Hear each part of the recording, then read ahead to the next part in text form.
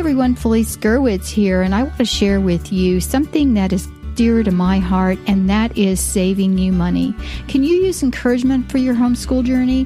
Have you been searching for an online learning program designed to ground your family in a Christian worldview?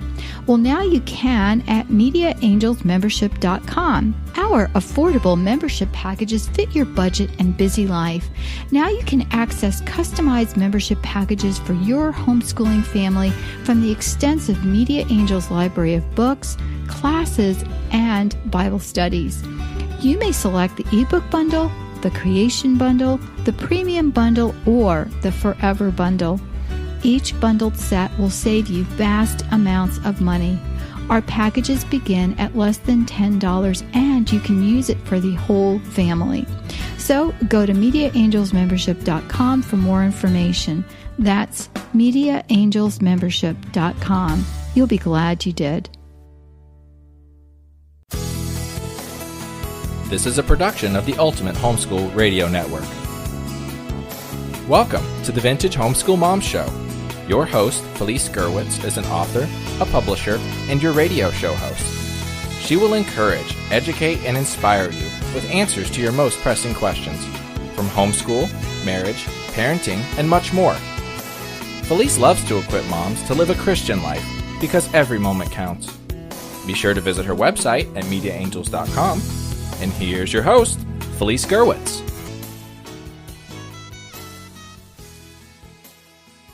Today we are going to talk about virtual field trips. This is episode 376. You can find the show notes at VintageHomeschoolMoms.com. Welcome everyone. This is Felice Gerwitz, and I love field trips, which is why this entire month has been devoted to field trips. And so I'm excited about that, and you can find more episodes on my podcast. Well, I love field trips, and especially ones that are money savers. And what could be more money saving than a virtual field trip? Then that fits into both categories. Field trips happen in the comfort of your own home, but I'm going to warn you, it does take a little bit of planning. Thanks to our sponsor, Media Angels Membership, with the virtual field trip study guide that is available as part of the basic membership. So check it out.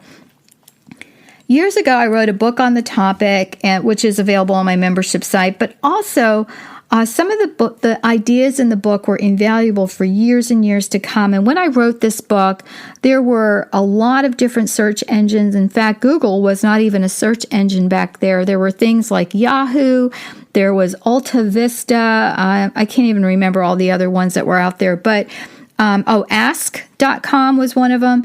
And so there are so many different search engines now as well. And so when I wrote this book, the internet was brand new. People were just starting to use it for education. And there was a lot of fear as far as, spending money online, because was it secure or not? And now we know with all the hacking, it is somewhat secure, but you can't always be too sure.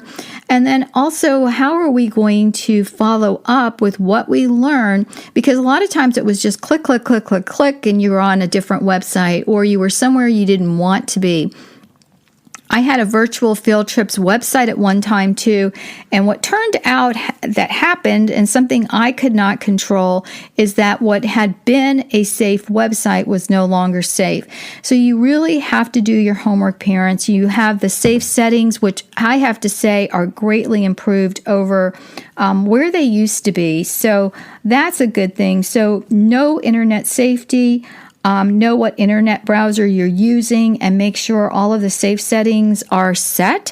A lot of times that is not easy. You have to go into more or other, or, do a search on how to set those settings. And that's frustrating for me.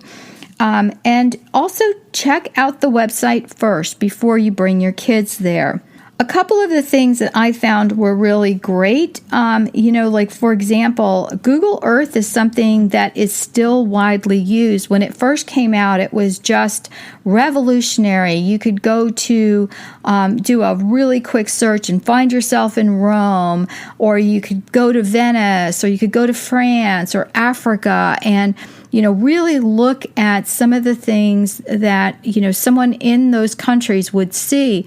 But you could also go to places that are in the United States. You could go to places like the Grand Canyon, or go out to California and the beaches or the mountains, and go to Alaska. So these are things that are helpful, and you can do a lot of things with the kids, like studying, the world map and actually charting places that you visited. Having a little background information can go a long way into preparing them for the learning experience. And an exciting feature is that you never know what they're actually going to learn.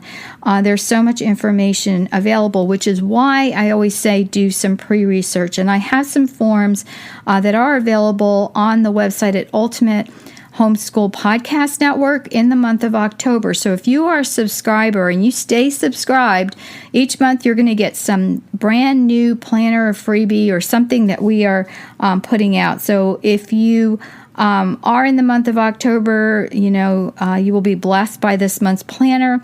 If you are a subscriber, also these are available afterwards on the Media Angels membership website. So each virtual field trip works a little bit different than in-person trips. And I use online trips as a way to encourage my kids, and it's like they're action adventure seekers. I would find questions that would be more like a scavenger hunt of something that they would have to find, and so it would encourage them to think. So, they would ask questions, they would gather the answers, and then we would dig deeper for more information. So what is the best way to find virtual field trips? And that is with keywords. You guys are all very familiar with keywords from internet searches. And as we all know, the internet is very transient. So something that might be there is going to be gone or temporarily out of order. So if you are doing a field trip search, I would have a couple of different websites that you might want to look at. Most of the bigger ones are going to be there, so you could just stick with things like the National Zoo or the Smithsonian, things like that. So just be, prepared that you might have to switch gears. And this is the reason that most of you have a working knowledge of researching on the internet. And it also helps you to, be there with your kids. And whenever I would search things, I would look for like kids safe or, kid friendly for the website. And that helped a lot. So there were 4 things that I did when I was looking at the website. I would do an overview of what we were going to learn. I would have goals and objectives of what I wanted the kids to learn. I would have additional research that I would want them to do, whether it was following up with some paragraphs of what they learned or, checking a book out of the library, remember the library, or even looking something up in a book that you have at home. So that would be, something to follow up with. And then also having a little bit of a navigation and site plan that you would want the kids to go to. So, for example, they could start at the home page and then maybe go to the drop-down menu and look for animals. If you were on maybe the zoo page or something like that, you might have them look at some of the movies of the animals. You might have them, go to somewhere specific. Sometimes on the site itself, it may have something that is new information or something worth looking at. And, by clicking on a picture, you can also be transported to another place. One of the ways to keep from getting lost on a specific website is always go back to the home page. You can hit return with the return arrow or go use their toolbar, which is normally at the top of the screen. Sometimes they have the long websites that scroll down.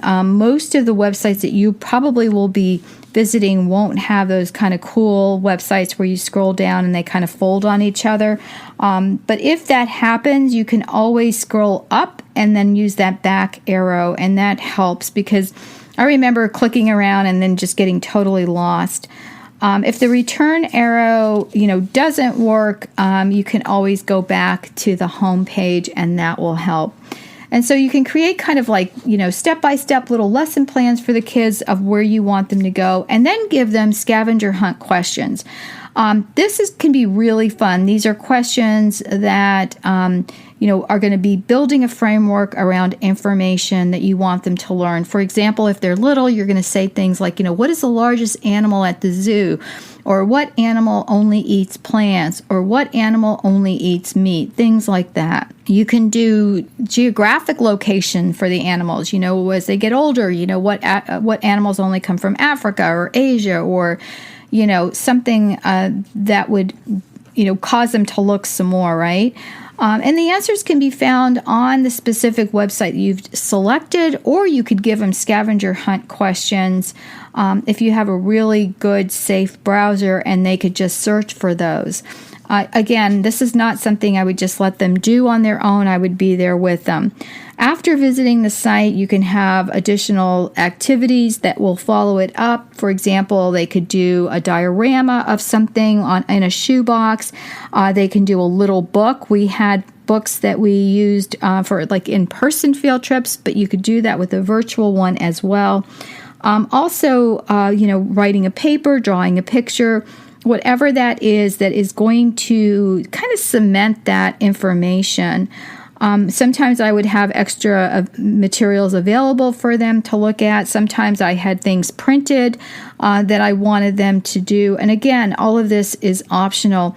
But for me to spend all of that time online and then not have anything to show for it was not an option. And that's just the, teacher mommy in me that comes out. I just really wanted to have something tangible that I could look at and my kids could look at and say, yes, we did this and we learned something doing it.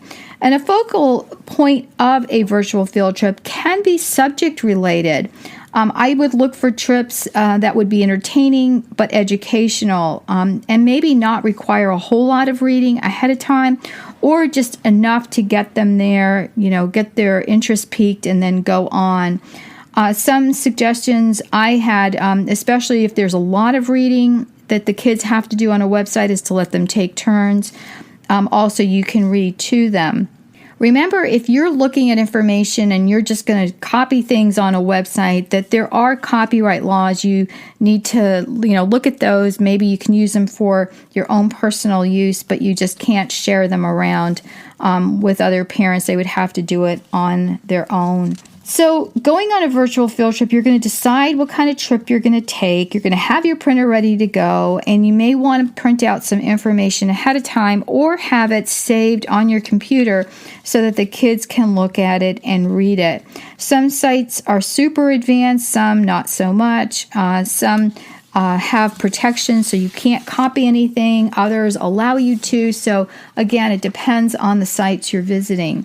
And best of all, there is no one way or right way to visit a website. It really depends on you. Here are some of my favorite topics. Oceans, the zoo. We did a really great study with email and internet, just learning how to research effectively. Famous people, like, for example, we did a field trip with Benjamin Franklin because there's so much information about him. You can use any famous person and just look at the keywords I gave you in the show notes. I have keywords in the show notes for each one of these, and also things like space, constellation, and planet keywords.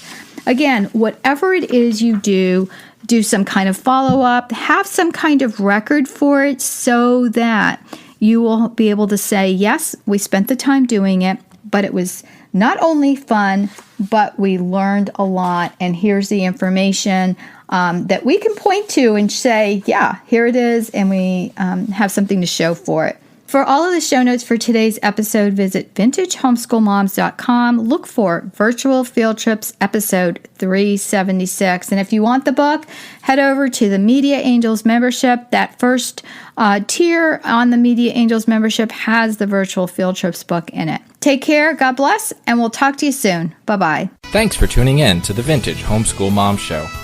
Visit Felice at MediaAngels.com and thevintagehomeschoolmoms.com. Vintage Homeschool Moms is a production of the Ultimate Homeschool Radio Network.